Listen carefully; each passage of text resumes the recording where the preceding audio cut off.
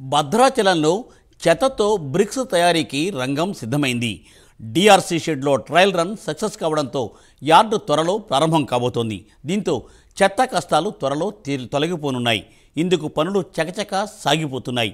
తడి పొడి చెత్త నుండి బ్రిక్స్ను తయారు చేయబోతున్నారు. ఇక స్థానికులంతా ఊపిరి పీల్చుకోనున్నారు. ఇందుకు డంపింగ్ యార్డ్లో ఎలాంటి ఏర్పాట్లు చేశారు, ఆ వివరాలు ఏంటి ఈ స్టోరీలో చూడండి.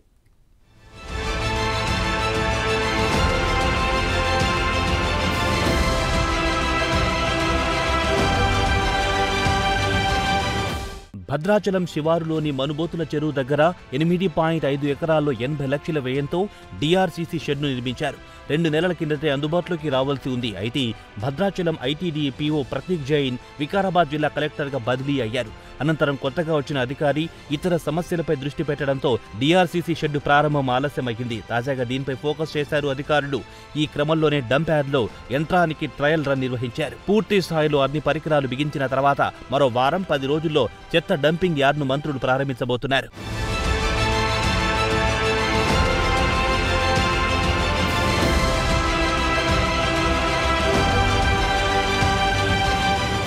భద్రాచలం గ్రామ పంచాయతీలో 16,000 ఇళ్లుండగా రోజుకు 27 వాహనాల ద్వారా 15 టన్నుల చెత్తను సేకరిస్తున్నారు. డంపింగ్ యార్డ్ అందుబాటులోకి రాగానే మరో 5 వాహనాలను కూడా తీసుకురాబోతున్నారు. డంపింగ్ యార్డ్లో తడి పొడి చెత్తను యంత్రాల ద్వారా క్రషింగ్ చేసి ఎరువులుగా ఉపయోగించనున్నారు. ఇలా చేయడంతో గ్రామ పంచాయతీకి 5 లక్షల ఆదాయం సమకూరనుంది. రోజు వచ్చే 10 టన్నుల తడి చెత్తను బ్రిక్స్ అంటే ఇటుకలుగా మార్చనున్నారు. కేవలం 24 గంటల్లోనే ఇవి తయారవుతాయని అధికారులు అంటున్నారు. ఇందులో భాగంగానే హైదరాబాద్లోని ఫిర్జాదిగూడ మున్సిపాలిటీని అధికారులు సందర్శించి అక్కడ బ్రిక్స్ తయారు చేసే విధానాన్ని పరిశీలించారు. పీర్జాదిగూడ కంటే ఎక్కువ సామర్థ్యం గల మిషనరీని భద్రాచలంలో ఏర్పాటు చేశామంటున్నారు. ప్రభుత్వం ఏం చేస్తుందంటే దీని మీద ఒక కార్యక్రమం చేపట్టి సుమారు 8.5 ఎకరాల్లో దాదాపు 80 లక్షల రూపాయల ఖర్చుతో ఈ యొక్క తడి చెత్తని పొడి చెత్తని మొత్తం వేరు చేసి వీటన్నిటిని బ్రిక్స్ కింద తయారు చేసి ఈ హోటళ్ళకి మిగతా ఎవరైతే మంట కావాలని అనుకుంటున్నారో వాళ్ళందరికీ కూడా వాళ్ళకి ఇచ్చేటట్టు ఈరోజు కాంగ్రెస్ ప్రభుత్వం దీన్ని నిర్మించింది. ఈ యొక్క ప్రభుత్వాన్ని మేము అందరం అభినందిస్తున్నాం. ఈరోజు ఈ యొక్క కార్యక్రమాన్ని చేస్తున్న పంచాయతీ వారికి కూడా అభినందనీయం.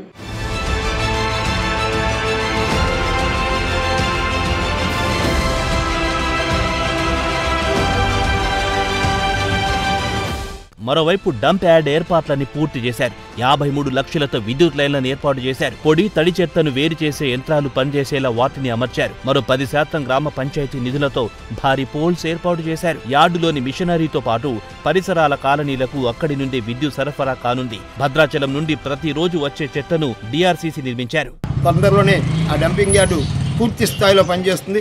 ఇక్కడ ఉన్నటువంటి ఈ భద్రాచల గోదావరి రామాలయం కానుకున్నటువంటి గోదావరి తీరంలో ఇక నుంచి ఈ పొగ రాకుండా ఇటువంటి అనేక రకాల రుగ్మతలు లేకుండా ఉండడానికి అవకాశం కల్పించినటువంటి కాంగ్రెస్ గవర్నమెంటు అలాగే ముఖ్యమంత్రి గారికి మేము భద్రాచల వాసులుగా అనేక రకాలుగా ఆయనకి రాముడు ఆశీస్సులు అందిస్తా ఉన్నాం.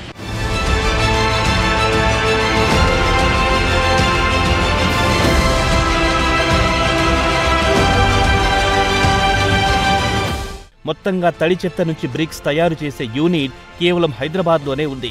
ఆ తర్వాత భద్రాచలంలో 2వ యూనిట్ ఏర్పాటు చేశారు. రాష్ట్రంలో ఈ యూనిట్ ఉన్న ఏకైక పంచాయతీగా భద్రాచలం రికార్డులోకి ఎక్కనుంది. భద్రాచలం ప్రభుత్వ పాఠశాలకు వంట చేసేందుకు బ్రిక్స్ ను ఉచితంగా ఇవ్వనున్నట్లు తెలుస్తోంది. ఇలా స్థానికుల చెత్త కష్టాలు తీరబోతున్నాయి.